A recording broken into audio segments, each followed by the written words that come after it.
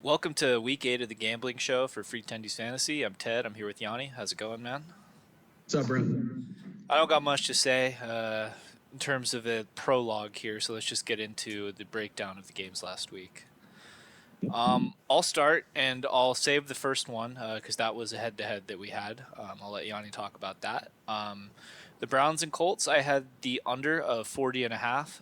Not only was that wrong, that was a laugher. Both teams almost got to 40 by themselves and potentially the game of the year. It was a very bizarre type of game. Sack, fumble, fall on the ball in the end zone. Gardner Minshew throwing an 80-yard bomb to Michael Pittman. There was just a ton of things in that game that were crazy. It was a very fun watch. It was bad for my bet, but it was an early death. And when you bet totals like that, sometimes that will just happen.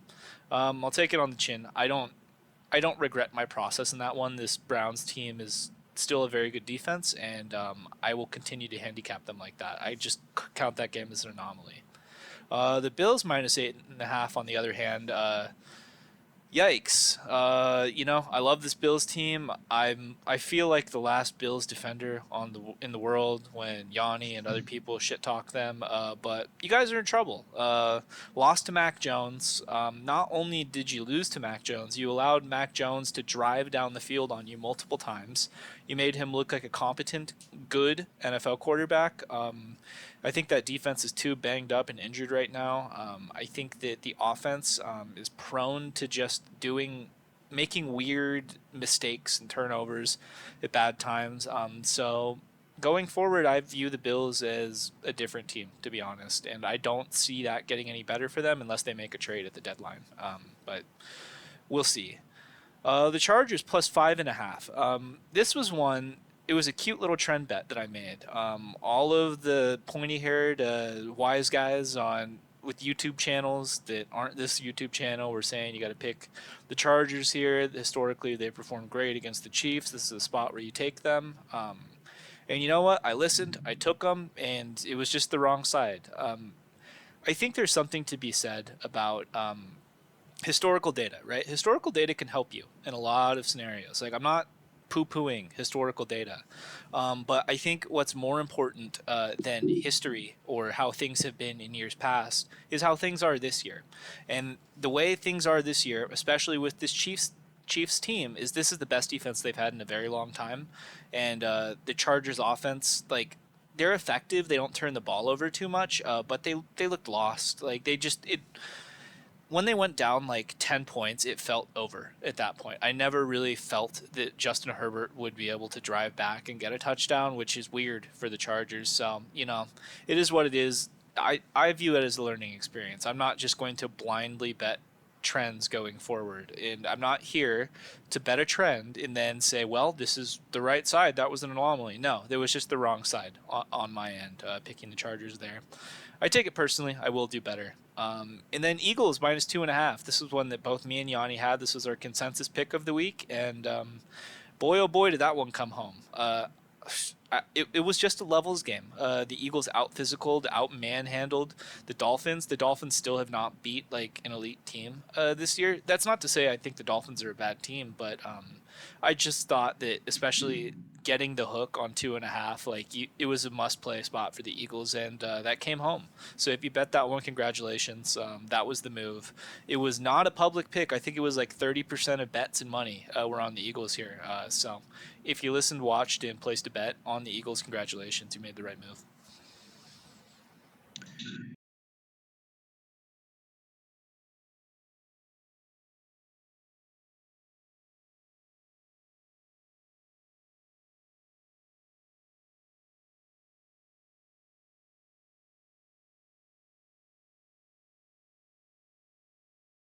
I'm way too wrapped up in a good story, dude. I really like a good story, and I think one of the best stories this year has been, oh, holy shit, are the Lions going to legitimately push for a playoff run this year? Are they going to maybe do more than just win a wild card playoff game? And I got so into that narrative, and I think a lot of people did. And to me, this was a great measuring stick game. They're going into the Ravens. They're going on the road. Goff had actually been pretty good on the road this year. You cited the weather and you cited his historical trend, but I thought this year he had kind of bucked it. I really just kind of thought the team in general had turn that corner. They did not. It to me, it pretty clearly indicated that when we're talking about a serious Lions run, it's probably going to be next year. They're clearly not quite ready. So they got beat. They got beat badly. They didn't look competitive. That game was over like 18 minutes into the game. For the Cardinals Seahawks under, I had flagged that trend with you that both of them had scored a combined 30 points over 2 games total.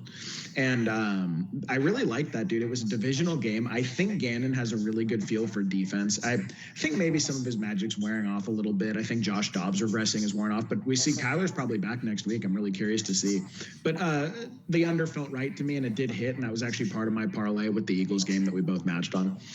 And then for the Packers, you called it too, man. That just, I think Jordan loves trash, I believe is what you said. You said this was a garbage bowl I'm not touching. I have another one of those this week. I tend to like garbage bowls. You don't touch them. And for good reason. I do think with the Broncos, we're seeing a general trend upward. Maybe not offensively, but certainly defensively and just overall with the competence of their team. It does feel like they're getting better as the weeks go on. They played the Chiefs to a tight game, and then they come out and beat what I consider to be a pretty solid Packers roster. And again, just had the wrong feel for it. All of a sudden, you have talk about Matt LaFleur being on the hot seat, and the Packers kind of feel like they're falling apart all of a sudden. After a few good games in the beginning of the year, but that's going downhill. It's going downhill quickly. And then the Niners, oh God, man, this one hurts. You and me were texting the whole game. We both know what happened. Everyone knows what happened. It was a standalone game. Calling a blitz with 15 seconds left in the second half and leaving no safeties over the top against Jordan Addison was a fatal mistake. Having a rookie kicker miss 2 field goals in back-to-back weeks that were key was a fatal mistake for the Niners. And then Brock Purdy playing his 2 worst games as a professional. It's hard, man. You don't want to make excuses for him. And the whole argument around Brock has been, is he a top 15 quarterback in the NFL? And you can't go back when he starts to regress and go, well, he's only a $700,000 a year last pick. Is it you expect these mistakes? I mean, we really didn't expect these mistakes. We kind of were, the narrative was starting to, I mean, there was a point, I never got in on it. Ted never got in it, but there was a point at which he was being discussed as an MVP this year. So I think it's kind of a cope to come back and say, well, he was the last pick. He's making $700,000 a year. The fact is he's blown 2 games with key interceptions, with key issues. First game, if you want to put more on Moody, this game was pure. It was Brock's worst game as a pro. He really looked bad. Now, was that because he was concussed? He ended up going in the protocol? I don't know. To me, it was a combination of a missed field goal, a really bad defensive call, one that Wilkes actually had to own in the middle of the week this week and say that was one of the biggest mistakes I've ever made. It was. And then Brock playing terrible. So that was just a blown pick, man. Just a blown pick. Really, even if those things had gone their way and they had pulled out the game, I don't think that +7 was going to cover or -7. So, yeah, take an L. Yeah, it's tough. Scale of 1 to 10, how worried are you about the Niners? Like, just in general.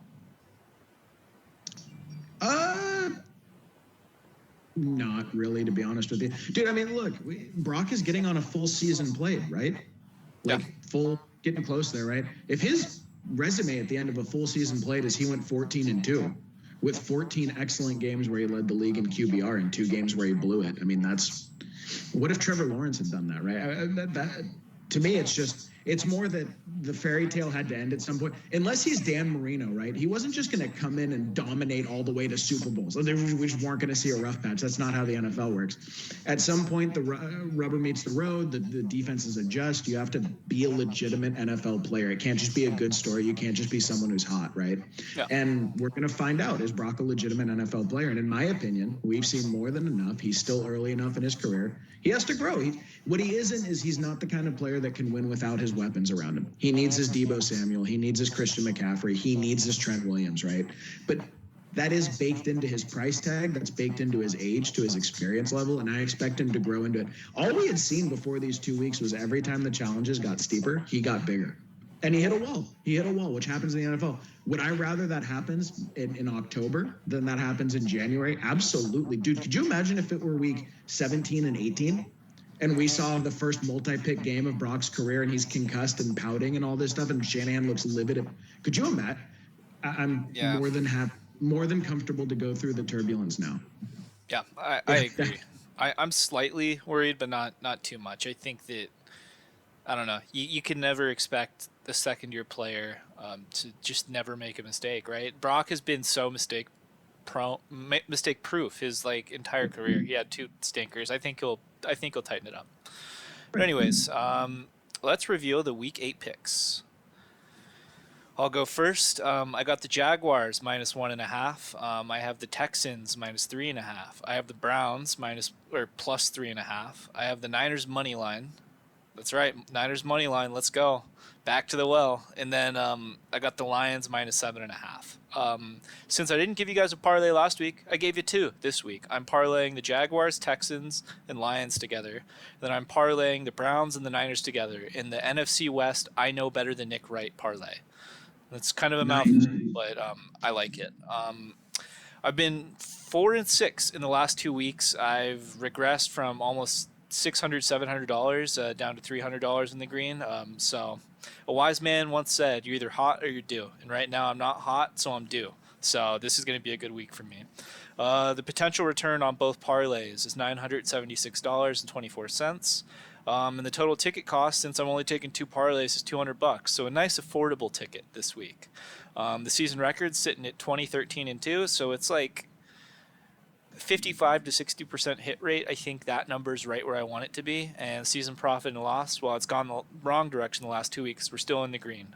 So it's not over yet. There's a lot of gambling left, but just going to keep hammering away with good process, and it's going to come home. Nice. So we have our consensus with the Jaguars and Texans. I am taking the Colts +1 at home against the Saints. I'm taking the Jets -3 on the road against the Giants, and I'm taking the Raiders Lions over/under. Risky business on the over/under, but I am taking it. And I'm parlaying a big old AFC South parlay with the Jaguars, Colts, and Texans for a total potential return of $706.84. Separate from the parlays, $386, and the total ticket cost is $300. I dropped to a losing record, 15-17-3 at -$600. I did recover $50 of that last week with my double parlay, and that's part of me making a big parlay this week. Trying to hit it, trying to win it back. I have had multiple parlays this year hit 2 legs, miss third, so we will see. We will see. Hit your first parlay last week, though. That's good. That's good. Now we exciting. both hit at least one this year. All right, let's get into the game breakdown. I'll start this one off. We're taking the Jaguars -1.5. The over/under on this game is 40.5. 53% of the money is on the Jaguars, and 61% of the bets are on the Jaguars. This is a consensus pick of ours, which I believe this year we've had like 5 or 6 consensus picks. We've pushed 2, lost 1, and won the rest. So for the most part, we've been performing pretty well on these. But yeah, let's just get into it. The Steelers right now are a surprising 4-2. Like, I don't think if you watched the Steelers team play football, like, they do not look like a 4-2 team to me whatsoever. But the fact remains, they have won 4 times and lost only twice. So right now they're a winning team. And the Jaguars, I put expected in quotes 5-2 because I think a lot of people thought this team would be good, right? Like, they had a pretty soft schedule early in the year. They probably dropped one they shouldn't have to the Texans, and they won one that probably you wouldn't have circled at the beginning of the year against the Bills. So I think this is about where prognosticators might have had them. So we're looking at this as like, we have a team that was expected to pretty much be this good, and then we have this super surprising 4-2 team that I don't think has any business being 4-2. So this might be like a season high in terms of like the public's view on the Steelers. Like, some people might just look at that record and be like, "Oh, the Steelers 4-2, they're a winning football team." And like, if you watch them, it is tough to watch. The Steelers have the 14th ranked pass defense in total yards allowed, and the 23rd ranked rush defense in total yards allowed in 6 games played. They've already had their bye week, and that stat ignores the fact that other teams have played one more game than them. So I mean, you can probably drop them 5 or 6 spots in the pass defense and 5 or 6 spots in rush defense, and that's like how they've actually performed in the weeks that they've played. So you have mid to bottom ranked defense in both metrics, which means they can have the ball moved on them. They absolutely can. Like, the Steelers team, they have playmakers. They have Minkah Fitzpatrick that can pick off passes. They have TJ Watt that can get to the quarterback. But in terms of like on a play-to-play basis, like, they're not the Browns. The Browns are a much better defense than them. It looks like there's going to be rain on Sunday, so we're thinking the running game may be emphasized a little bit more than normal here. The Jaguars have the 12th ranked rushing offense, and the Steelers have the 30th ranked rushing offense in terms of yards. And then the Jaguars' rush defense is 6th in the league in 7 games played. So this is the other side of the coin, right? Like, while we can say the Steelers' defensive numbers, like defensive rankings, are probably a little bit better than they should be because they've had their bye week, we could also say the Jaguars' rush defense is probably more impressive because they haven't had their bye yet. So I don't see Najee Harris or Jalen Warren having any real success running the ball. The Steelers team doesn't like to run the ball. They don't really want to run the ball. So really what it's going to come down to in my mind is Kenny Pickett on a rainy day. Like, you think Kenny Pickett on a rainy day is going to be able to score enough points to keep up with like Trevor Lawrence and Travis Etienne? I don't think so. I think this is a pretty simple spot here. Like, really, if you look at every important measurable metric, if you look at like the defensive stats, the offensive stats, the roster, everything else, everything here says that this should be a comfortable Jags W.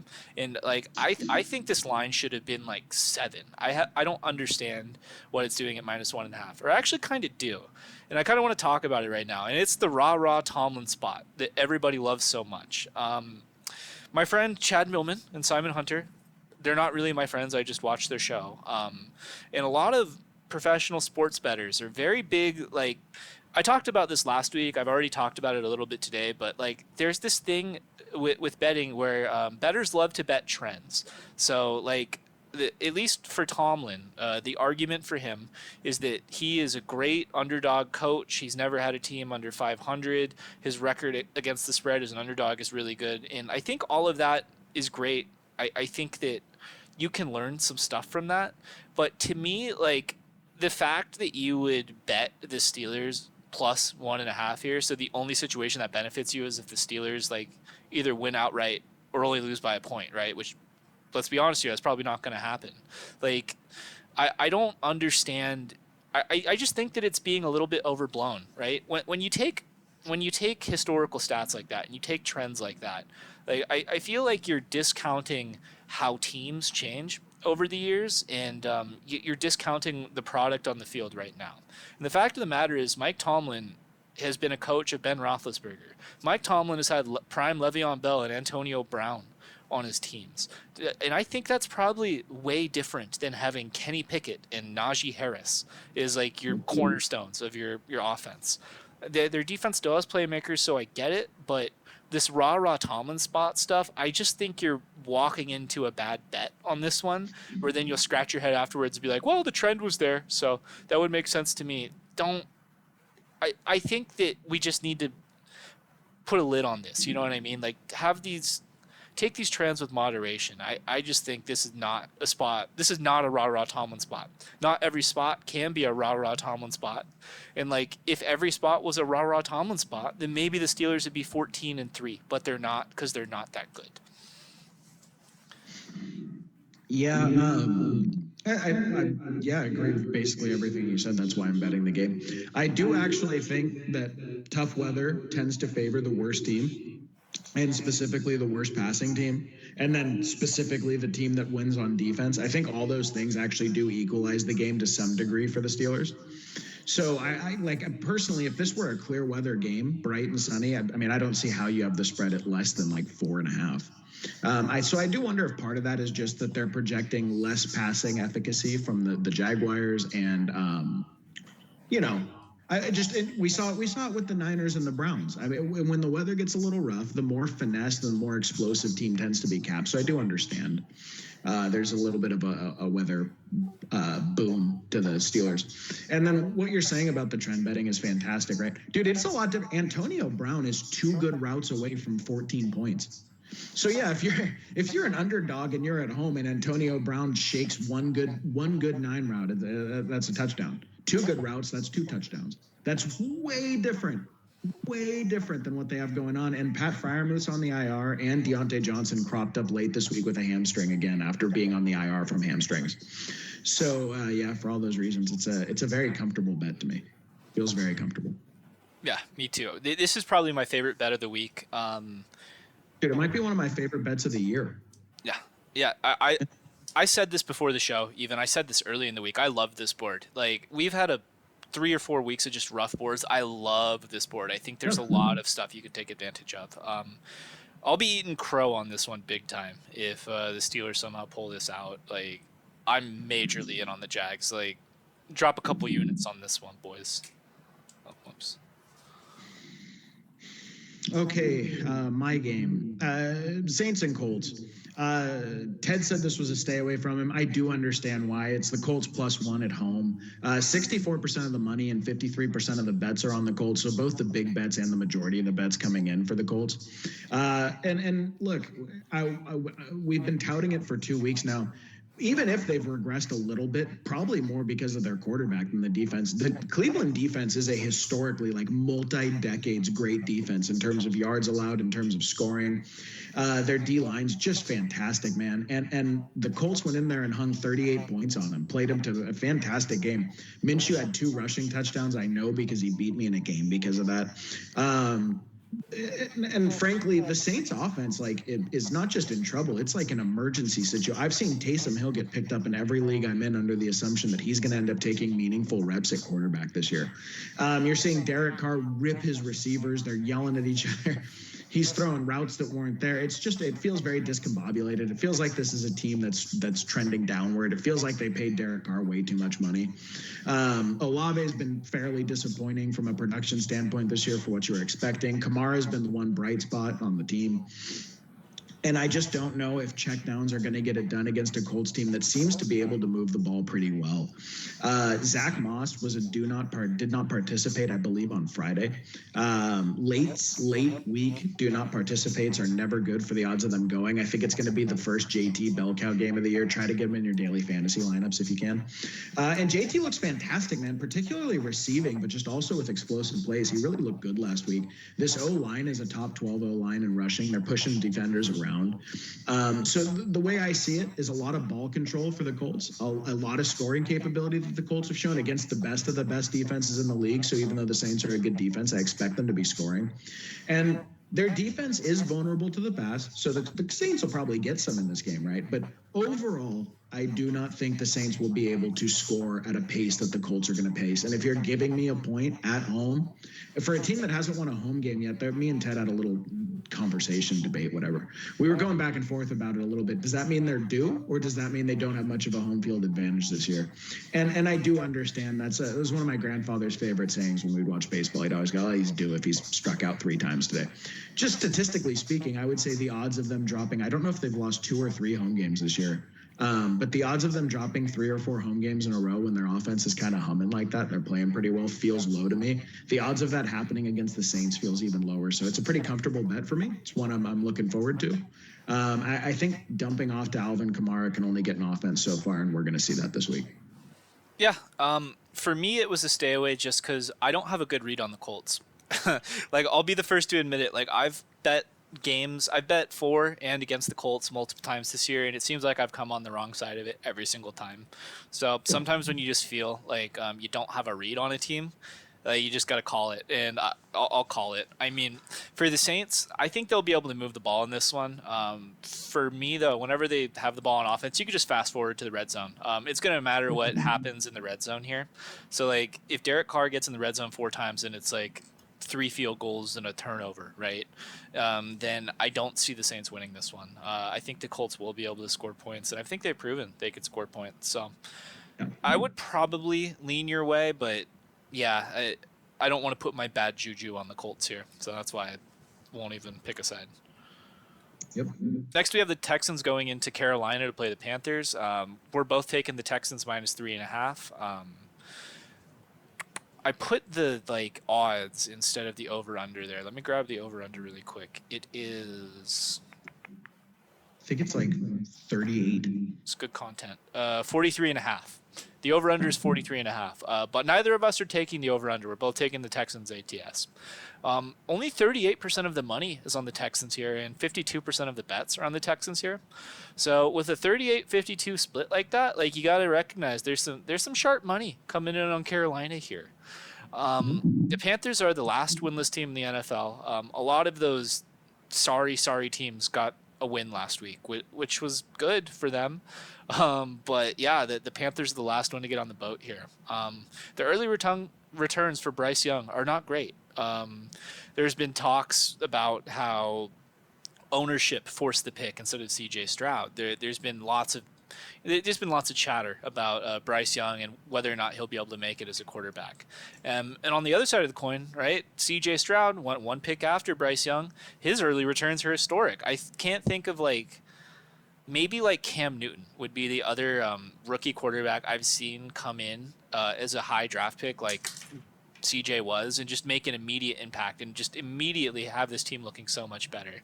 So I threw this in there. I thought it would be interesting. You think the Panthers would be down to trade quarterbacks right now? Because they had that opportunity in the draft this year. They just didn't take it for whatever reason. But yeah, CJ Stroud has chewed up zone defense, and the Panthers play a ton of zone. So this could be a blow-up spot for him here. This Panthers defense, they have some good players on it. They have Brian Burns. They have Derek Brown. They have J.C. Horn. I'm not sure if he'll be playing. But so far this year, their defense has not been good in terms of scoring. A lot of teams have scored on them. So we don't see any reason to fade C.J. Stroud in this situation. And then Tank Dell is back from a concussion, and the Texans are coming off a bye. So DeMeco Ryans has had 2 weeks to prepare for this offense that features Adam Thielen, Bryce Young, and Hayden Hurst. Oh, and Chuba Hubbard, too. I forgot about that. So we're projecting this to be an easy one. So we'll go ahead and take the -3.5. We have the wrong side of the hook.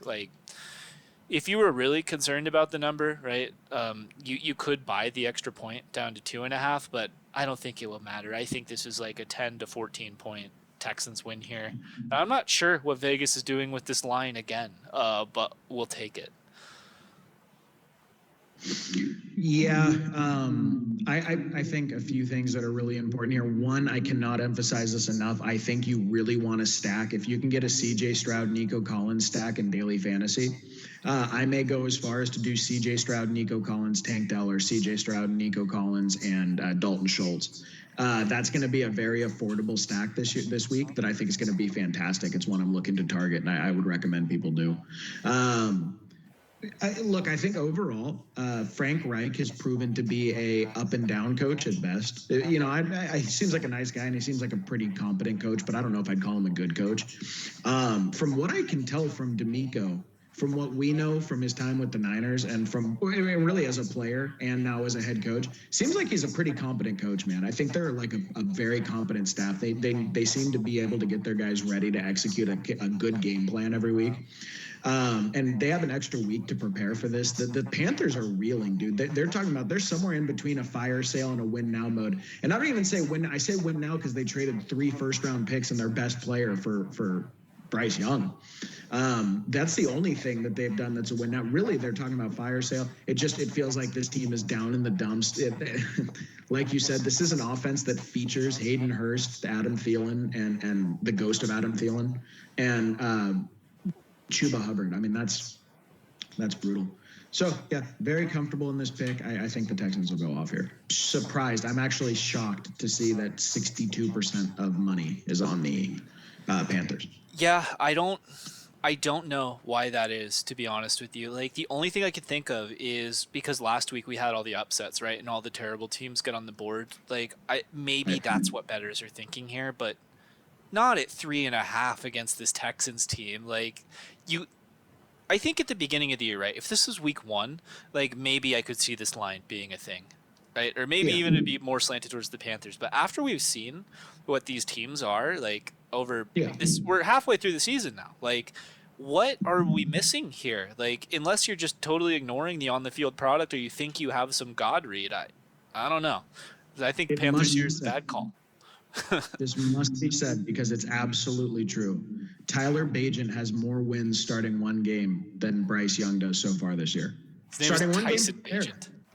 Is it Tyson Bagent? Yeah, yes. Okay, well, that's it. Okay, that lanky, creepy guy looks like Machine Gun Kelly. That guy that dude in one game has more wins than Bryce Young does starting whatever it is, 5 or 6 games so far. And honestly, I don't know which one you'd rather have on your team. I think there's a real discussion already to be had. Tyson Bagent or Bryce Young. All right, hit the next slide. On one hand, we have the number one overall draft pick, and on the other hand, we have a rookie who threw 2 picks against Colorado School of the Mines last year, and it's actually a question. Yeah. Oh yeah. Oh yeah, and not just the number one overall draft pick who they traded, DJ Moore, who's been like elite this year for more than the stretch, and they traded what very well may end up being Caleb Williams. Wild. I'm sorry, Pan. And with the tech self-made billionaire, one of the most successful men on earth. What a shame. Yeah. Okay, I mentioned at the beginning of the show, Ted stays away from garbage bowls. I don't. I like garbage. I am garbage. I feel one with those kind of games, and this is one of them. Jets -3 over the Giants at home. Battle of the New York, New Jersey teams. 68% of the money, shout out Tony Soprano, 68% of the money is on the Jets, 57% of the bets, so it is both a Whaley and a public pick. Look, my reasoning here is pretty straightforward. This Jets defense stepped up. I thought this team was going to go to the championship this year. My Super Bowl was Jaguars-Eagles. And I thought in the championship, you might see either Jaguars, Jets, or, you'd get a good Jets-Chiefs game in the divisional round. I primarily because I thought this is a team that's made to get a little bit of a lead and let their pass rushers tee off on the other team. That's really what they want. And the second that they've gotten in close games or with a little bit of a lead when they know they're in passing downs, these guys start going wild, man. This defense is very solid. And look, they went in there against a healthy Bills team, the Chiefs, and the Eagles. Think about those 3 games. They didn't beat the Chiefs, but to beat the Bills and the Eagles in the same season this year with no Aaron Rodgers is absolutely incredible. Okay, seriously, that is a real accomplishment, and really very easily could have beaten the Chiefs. Very easily. That game was on the table if you don't have a bad Zach Wilson turnover at the end of the game. This is an extremely soft rushing defense and defense in general. Breece Hall has looked like a madman. You have Dalvin Cook saying, my agent's calling to get me out of town. He's so frustrated with his role. The fact is, because the man averages under 3 yards a carry now, and Breece Hall's looked tremendous. Another guy that if you can fit him in your daily fantasy lineups, get him in there. I expect this to be an ass whooping, man. And the bottom line was kind of the bottom line of the game here. Unless you think Tyrod Taylor and the Giants can muster up a significantly more impressive offensive performance than Josh Allen, Patrick Mahomes, or Jalen Hurts did, this is a no-brainer bet. Patrick Mahomes, Jalen Hurts, Josh Allen. I don't know off the top of my head what their combined point total of those 3 games are, but I want to say it was under 50 points. Maybe it was certainly under 60. So, to hold those 3 quarterbacks combined this year, under 20 points each on average, is absolutely elite. That's absolutely elite. Yeah. And it's against the Giants. I don't know. Maybe some weird New York pride thing comes into play. I don't understand. I don't understand how this game was only I was expecting 4.5, 5.5. And I get it. It's a bad hook, and maybe I'll get my 4th push of the year, but I'm pretty comfortable in this one. Honestly, I don't think 3 is too bad. The hook would be like when you get -3.5, right? So like a field goal wouldn't win it for you. The main argument I've heard on this game, because certain content creators who I'll leave up to your imagination, like the Giants in this one, and the argument I've heard from them, and I don't think it's a bad one, is Zach Wilson is a tough sell as a favorite. Like, you're giving away points to Zach Wilson, that is tough. But I think that if you look at everything else, right, like this Giants team has been anemic. Their only real hope, right, is really Saquon being healthy again and Tyrod Taylor being probably better than Danny Dimes, which I think is hilarious. But yeah, I don't know. Like, for me, I feel like I said this the last 2 weeks, but I'll say it again. Jets and Giants is my number one, my 1 point pick'em league pool one. I'm just like, I want no part of this.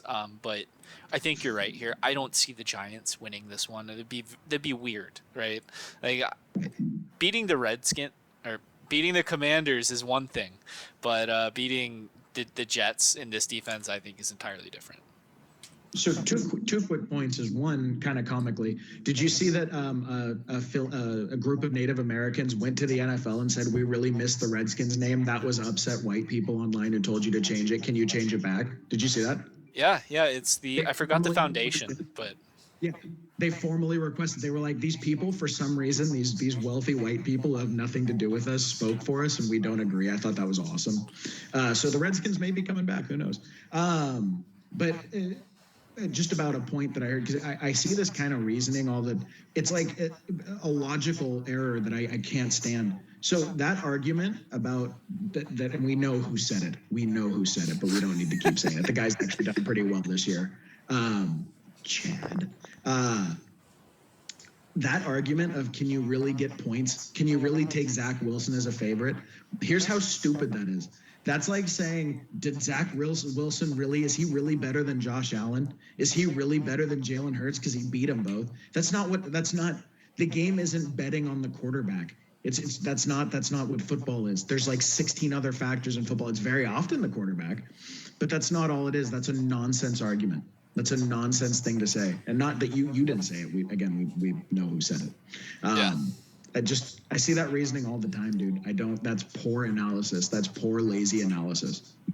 Yeah, I don't think it's great analysis, but there is something to be said, right? As Niners fans who watched the Jimmy Garoppolo experience for multiple years. Like, when you have a quarterback that is prone to making crippling mistakes, I think that is noteworthy. And Zach Wilson has looked better these past couple weeks, like, no doubt about that. But, like, he has a history of, like, finding ways to take your team out of the game, even if it's competitive. So I think that's what it is. But that being said, I don't agree with the assessment. I still think the Jets is probably right here. It's like every other, if you take a checklist, right, and you got like every position on each team, like, where are you better? Like, I think the Giants are probably only better at nothing. What are they better at? Maybe quarterback, because Tyrod's balling. No, maybe running back, just because but even then, that's a 50-50. That's close, yeah. Yeah, and I do understand. I mean, but wouldn't you also say, I mean, is it fair to say that Zach Wilson's played the best month of football of his career? Probably, right? Shootout with Mahomes, beats Jalen Hurts. And again, I know I'm doing the same thing where I'm talking about quarterback, but he did. I mean, he went toe-to-toe with Mahomes, and then he came up short with an interception, but for the most part actually played what I thought was the best game of his career at that point. And then comes out, dude, playing against the Eagles is like no joke, man. And I know Breece Hall takes a lot of that pressure off, but I would say he's played the best month of football of his life. And maybe it is that some quarterbacks actually take some time to develop, and just trashing them isn't the right move. I mean, and I don't know. Again, maybe I'm getting sucked up in a good story, dude. I think Zach Wilson's a tremendous story if he really does start winning some games. Can you imagine the pressure of getting dumped on by the New York media, of getting hated by your teammates, of getting trashed nonstop 2 years, 2.5 years, MILF Hunter at you? People are talking about what your dong is up to on the offseason. I mean, that's a ridiculous level of scrutiny this kid dealt with. So in some ways, I guess I'm also rooting for him, because I actually think that's a like a Herculean effort to come back against all that and to actually be performing. And I hope he keeps it up, but who knows? Yeah, you're probably right. He's probably just not a good quarterback. I think that them bringing in Rodgers this year has probably taken some pressure off the kid, right? Like, I mean, I've said this as a joke before, but like, I actually probably believe it a little bit. Like, when Aaron Rodgers is in the building, like, for that Jets team, like, it seems like they play much better when he's on the sidelines just hanging out. I think he brings like a certain calmness to that team, if you want to call it that. Like, he's the adult in the room there. They have a bunch of talented, like, talented young studs like Sauce and Breece and stuff. And like, Aaron, even though he has a bad Achilles and he thinks he's coming back, he's not coming back this year though, right? Like, I think that, like, I don't know, he's just probably like a good presence to have in that locker room, and somebody good for Zach Wilson to learn from. Like, I know I've said it. It's like, what is it? It's like if you put a chemistry book under your pillow or whatever, right, the night before the test, you're not going to just magically learn all of the things. But I think that, like, as the weeks go on, like, we'll see some improvement from Zach Wilson. He's still not great, but I think that, like, he could be a game manager. And if he is like Alex Smith, it'd be fine for this team. Yep. All right, next one. It is my pleasure to pick this game. The Browns are going into Seattle to play the stupid Sea Chickens, and I'm taking the Browns plus 3.5 here. The over-under is 37.5 points. Only 35% of the money is on the Browns, and 44% of the bets are on the Browns. So this is Not a public pick, and it is not a sharp pick either. Um, but that's okay. I'm doing it. This Seahawks team, in my opinion, I think it is very obvious, and I think it. I don't know. I don't know if people don't watch the games. They refuse to see it. They listen to too much Nick Wright. I don't know what it is. But this Seahawks team, in my mind, is overrated in every single phase of the game.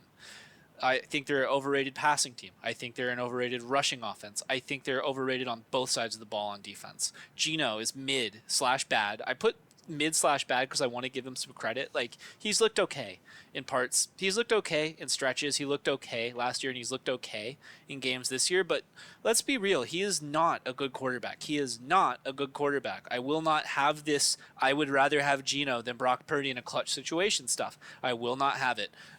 I think that I don't know. It feels like it's finally starting to revert back to what he really is, but it'll take a couple more weeks. And this defense that a lot of people are just very gung ho to call elite and good and much improved. They looked good against Danny Dimes and Danny Dimes and the Giants. Hurt Joe Burrow with his calf, and they still lost that game. And then a regressing Josh Dobbs in the Cardinals.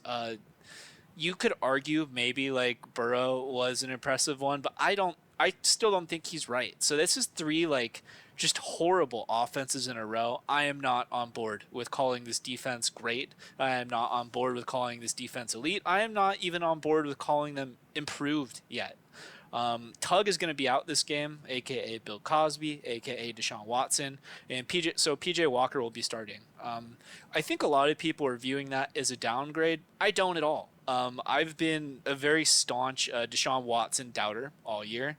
I feel like I almost say it ad nauseum, right? I shit on the guy every week, but I mean, look at the returns. Look at what happened last week. He threw 5 passes, 2 of them to the other team, and then left. He got cleared from concussion protocol and then didn't go back into the game because he was costing his team the game actively. So PJ Walker, I'm not calling him a good quarterback, but I don't think he will just blow his team's foot off with a shotgun like Tug will. In terms of matchups, we have the Browns' elite D-line with Myles Garrett, Zadarius Smith, all the dogs going up against this duct tape Seahawks O-line, which I don't think they're starting Jason Peters anymore, but they're still missing their left guard.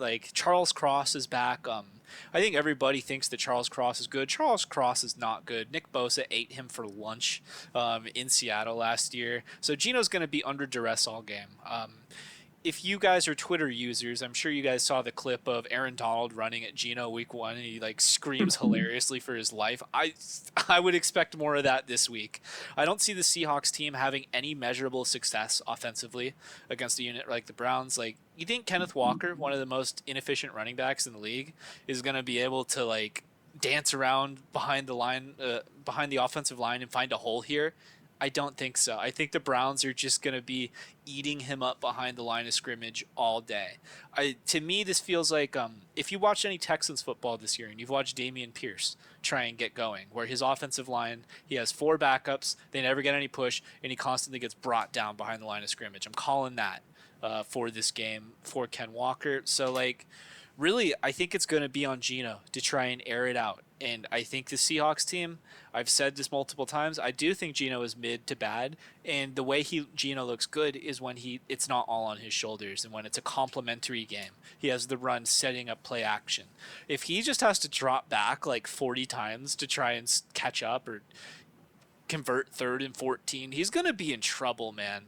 So I think the Seahawks, if you're on a sports book or whatever, I'd take a look at whatever unders they have for the half or the full game, just for that side. Because this Browns team is for real. The Browns offense is okay. I mean, you're trotting out PJ Walker, and it looks like Jerome Ford will be out, so it's going to be Kareem Hunt and Pierre Strong. I think they'll push around this Seahawks team. Like I've said, I think that they've looked okay against bad offenses.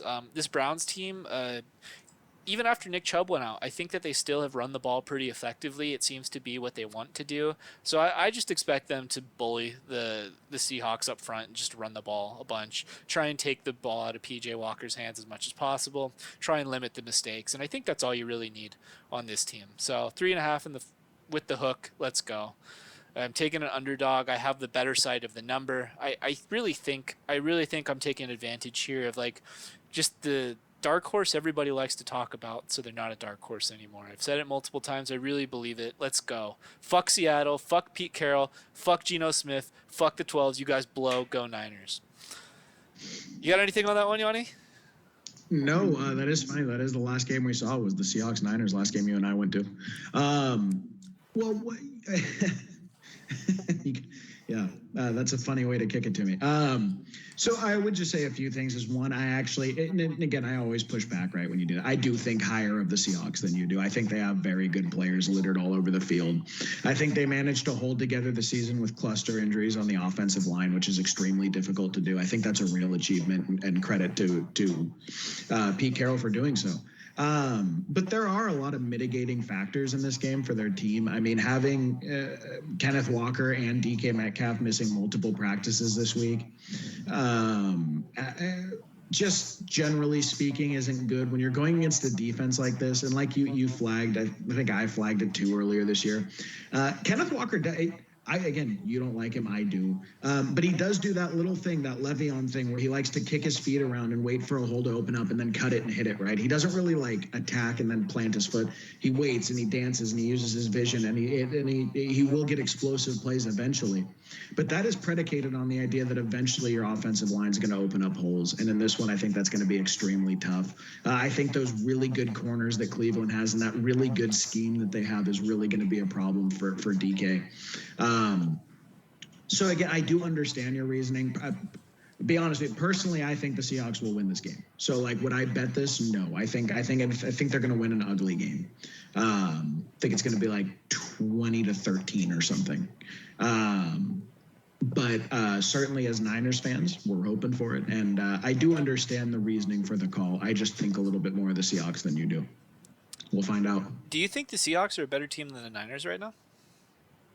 No, not at all. This Niners team lost to the Browns. Like, is this like a litmus test for like what the NFC West will be this year in your mind, or is it just entirely anomaly games? No, the Niners went to the Browns in weird weather. They had Debo, CMC, and Trent Williams all take turns getting hurt in that game. Jim Schwartz is 9-1 against Kyle Shanahan. He has his number as a coordinator. And frankly, they shanked a kick. They lost the game on a rookie kicker.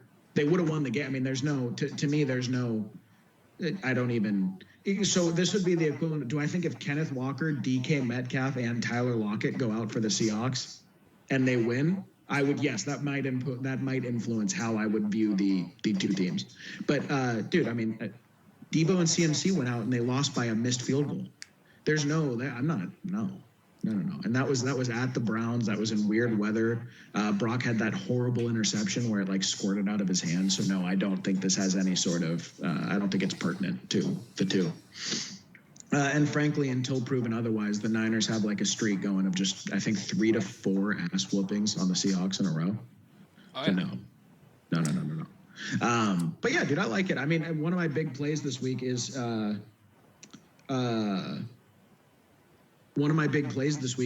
to be Kareem Hunt, daily fantasy. I think Kareem Hunt's going to do well. I don't think he's efficient anymore. I don't think he's very good, but I think he's going to feast against this team. So yeah, I like it. Oh, yeah. I'm doing a big balls call right here. Ken Walker under 50 yards rushing in this game. We'll check back on that. We'll check back on that. See how that works out. Well, dude, and the bigger thing is, I'm not sure what your record is betting the Seahawks this year, but you've been very consistent in your view of them as a team, and like I think you've been like that for 2 years. So you're being consistent. You're sticking to your take. I totally respect it. All right, next we got the Bengals going into Levi's to play the Niners, and I am taking the homerest of homer picks in the world. I'm taking the Niners money line.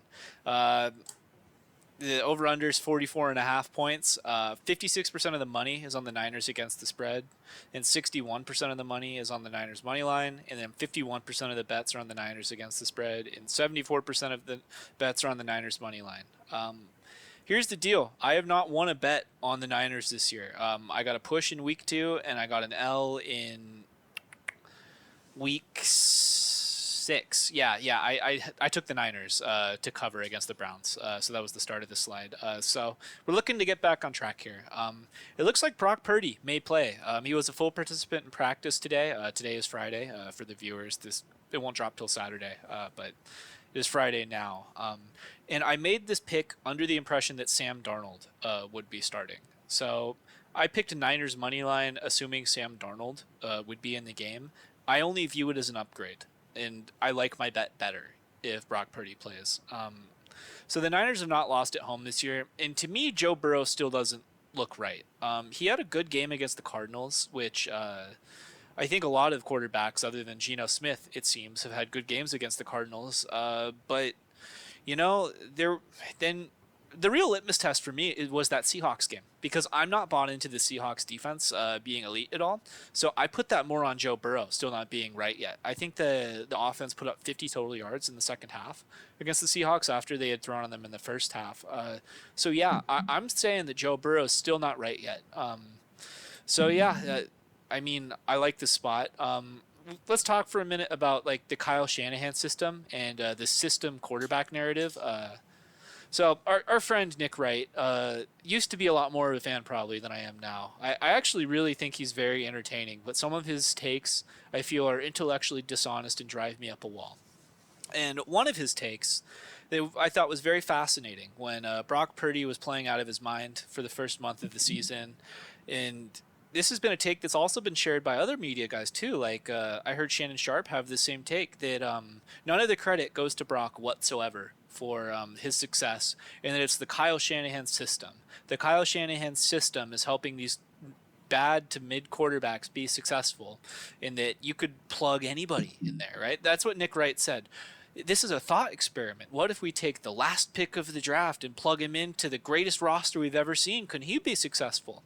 So to me, I'm like, okay, if you really believe that, and I think that the Kyle Shanahan system does make Niners quarterbacks look better, like, if you believe that, if like that opinion, that's not just you looking for a reason to hate on this team, even if Sam Darnold plays, right? Like, I think that Kyle has determined that he can be a system quarterback. There was a big, giant conundrum in the offseason that, quite frankly, I had a very strong opinion on that I think has been proven wrong over the past 8 weeks, right? Like, the Niners made the decision to move on from Trey Lance, just far and away call Brock Purdy the locked and loaded starter, and they made Sam Darnold the second quarterback. And the reason behind that was that Sam Darnold gives this team, which is a win-now team, a better chance to win if he is called and asked to play in the game. So I'm trusting Kyle here.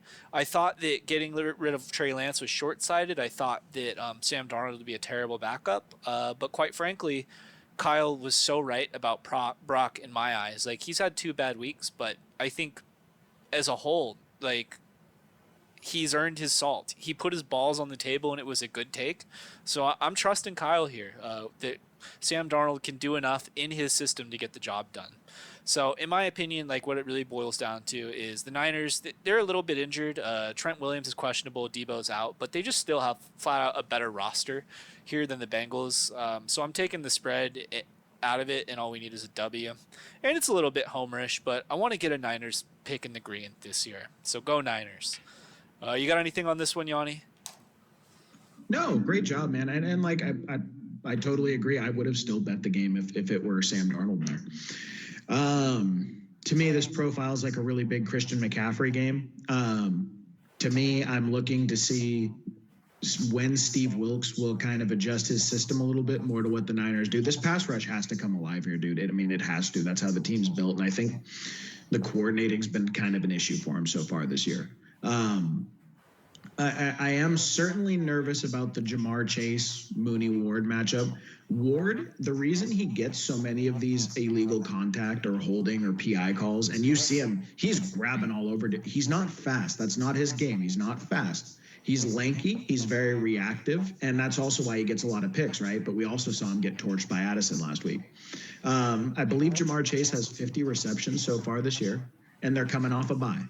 So it's a very, this is a legitimate, I mean, as high stakes get.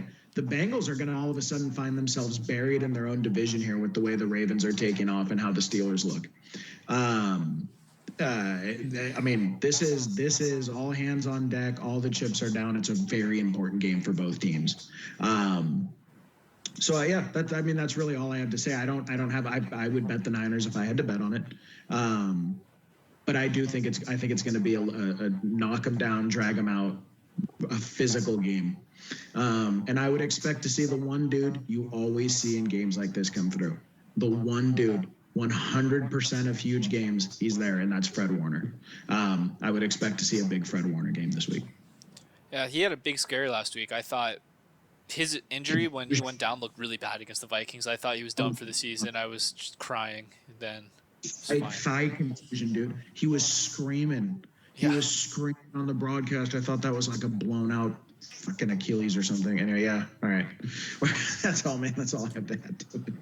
Tough game. All right. Lions at Raiders. Lions -7.5. Ted is taking the spread. I am taking the under here. 91% of the money against the spread on the Lions. 44% on the under.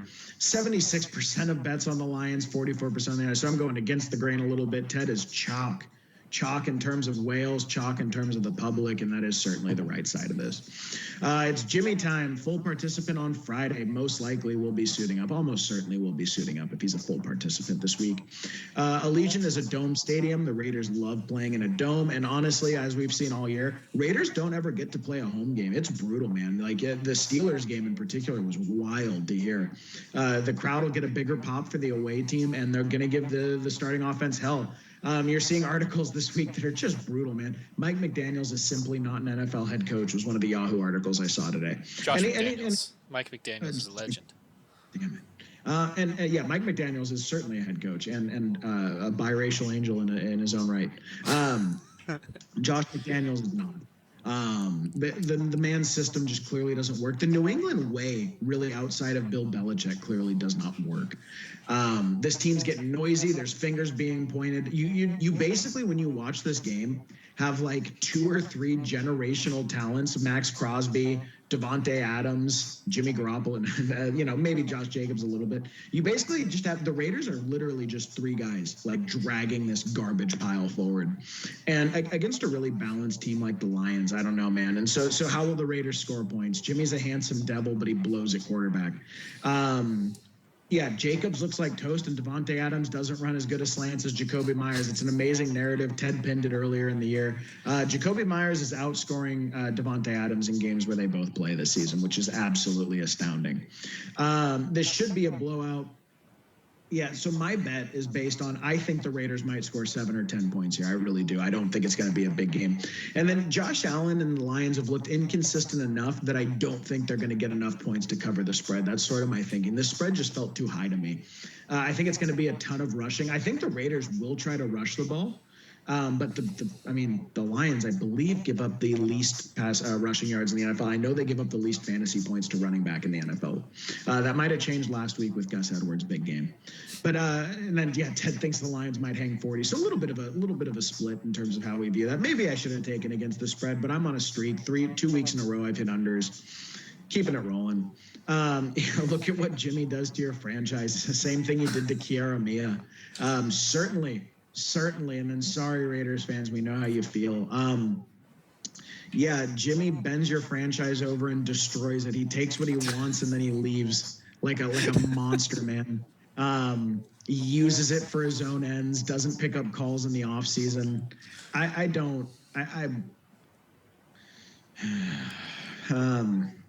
Remember Mike Florio said something about Jimmy when he was blowing games for the Niners. He said, how nice of a guy must Jimmy Garoppolo be that these guys are okay with his performance on the field? He must be, when he is person to person, must be the most personable man alive. He must be like that most interesting man in the world guy from Dos Equis. I really mean that, because how good, he must have a lifetime of everything breaking his way, a lifetime of beneficial treatment. There's all sorts of studies about the credit we give good-looking people. We assume they're. In my biopsychology class, or my social psychology class, I just found an amazing study. When they showed 5th grade teachers pictures of students and asked them who your smartest, most likely to succeed and best performing students are, they correlate at 99% with the best looking students. So from an early age all the way through life, there is this tremendous social pressure we put, and not just pressure, enforcing and building up of good-looking people that we just assume they're competent, we assume they're successful, we give them the benefit of they get lighter prison sentences, they make more money, they're more likely to live longer, live happier. There's all sorts of insane insane stuff. And it must all be true. It must all happen at once when James Garoppolo steps into a locker room, because I don't understand. I don't know how Max Crosby hasn't punched the guy. I really don't. I don't know how the Niners loved him. The Niners loved him. When this guy was like having 129 yards, 1 touchdown, 2 interception games like week 18 before a playoff run, they're like, yeah, that's our guy. It's really unbelievable. And frankly, I resent him for the secondary damage he's still doing to the 49ers. His performance has now like secondhand reflected on Brock to make Brock not good. That's how like much of a force of gravity, a all-consuming force this guy is. He's still dragging the Niners down with him with every failure he has. It's unbelievable, man. Do you have anything to add to that? I think you did such a good job. Like, I'll just say, I don't know. If you can find on a sports book whether or not Jimmy will be in Caesars like on Sunday night before the game, like I bet you he'll be there. He's gonna lose this game and then just go out to like the titty bar or whatever, right? Just have a good time. Oh, no, not even the titty bar, dude. He's probably enjoying like a fine $300 scotch with veal. I bet you he eats a lot of veal. And not because he likes the taste or the texture, because he enjoys the suffering associated with the meal. I feel like he eats veal and hand-mined scallops, like scallops you have to dive for, abalone, where you have to dive 30 feet with a rock tied to your foot to get them. I feel like he likes any degree of suffering involved in his food. So, like, yeah, he's just that guy, dude. He's a monster. An absolute monster hiding in plain sight, and we all like him for some. Not we all, but generally speaking, he's beloved for some reason and worth like $200 million. That just killed me. The abalone. All right, that's gonna do it for us. We'll just say it'll be a roast of Jimmy for the next hour if you allow us to sit here. If you made it through the whole video, please like, subscribe, comment for the video. You got one, Yanni? No, that's it. I said everything I have to say. A comment for the video. I hope Jimmy sees this one day. I hope he does too. No comment for the video. It's fine. All right. Catch you guys next week for front office.